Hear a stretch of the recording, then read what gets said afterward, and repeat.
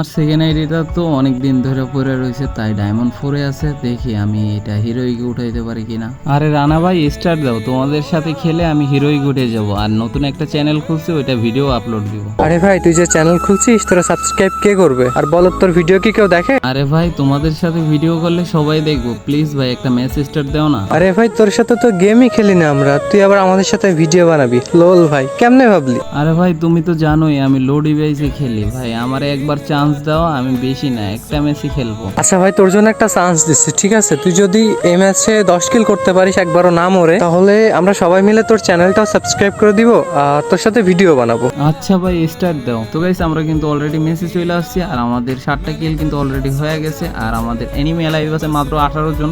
এখানে কিন্তু এই দুইটা প্লেয়ার আমি মারতে পারলে কিন্তু আমার 10 কিল হয়ে যাবে। একটা কিন্তু আমি হেডশট দিয়ে ডাউন দিয়ে দিছি, আর এই প্লেয়ারটা ও ভাই আমার মাইরা দিল প্লেয়ারটা।